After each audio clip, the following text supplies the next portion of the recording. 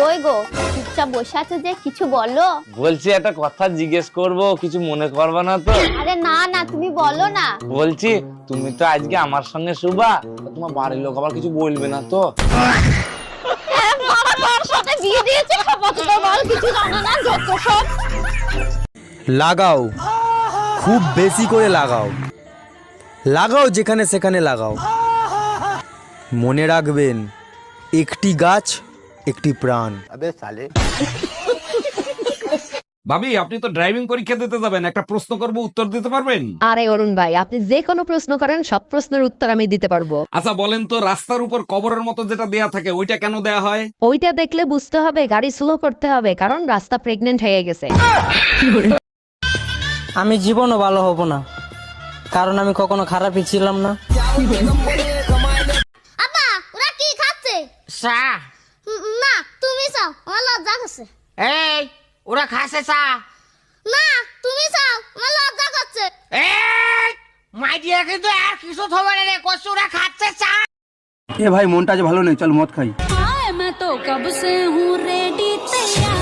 100 টাকা দে। আমি পারবো না, আমি পারবো না। সারা জীবন ভিখারি থেকে যাবি। হ্যালো,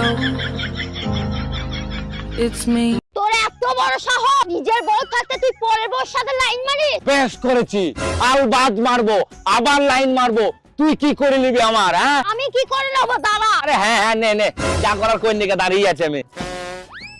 হ্যালো বাবা, এক বস্তা সিমেন্ট আর একটা নীল ড্রাম পাঠিয়ে দাও তো তাড়াতাড়ি। দেখাচ্ছি মজা তোকে।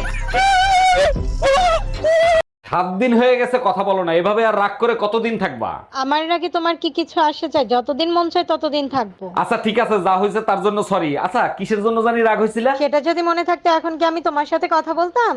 हम इसका पति है, हमको सिर्फ फांसी का सजा चाहिए। জানেন ভাবি, আপনাকে দেখলেই না পাগল হয়ে যাই। আচ্ছা বলেন তো, দুনিয়াতে এত মেয়ে থাকতে ভাবিদেরকে আপনাদের এত ভালো লাগে কেন? আরে ভাবি, অন্যের গাড়ি চালানোর মজাই আলাদা। আর অ্যাক্সিডেন্ট হইলে দায়ভার মালিকের, তাই না? এই কি গো, তুমি কি জাঙ্গিয়া নিয়েছো? আমার মাপে হয় না। ওদি কি হয়েছে গো? আর বলো না, তোমার দাদার জন্য একটা 32 সাইজের জাঙ্গিয়া এনেছিলাম, সে মনে হয় ছোট হয়ে গেছে। আরে ওর 32 লাগে নাকি, ও তো 34 লাগে।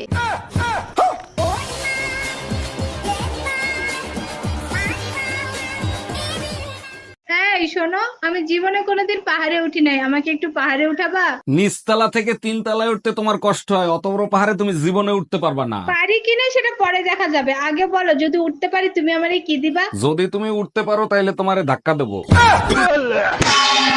এই ডাক্তারকে রিপোর্ট দেখাইছিলা? রিপোর্ট দেখে কি বললো ডাক্তার? ডাক্তার বলছে অপারেশন করতে হবে, 10 লাখ টাকা লাগবে, তা না হলে পাও কেটে ফেলাতে হবে। ও আচ্ছা, তা ডাক্তার কবে অপারেশন করবে সে ব্যাপারে কিছু বলছে? শোনো বেবি, তুমি একদম টেনশন নিও না, পাও ছাড়া সাপ কিভাবে দৌড়ায় তুমি দেখছো?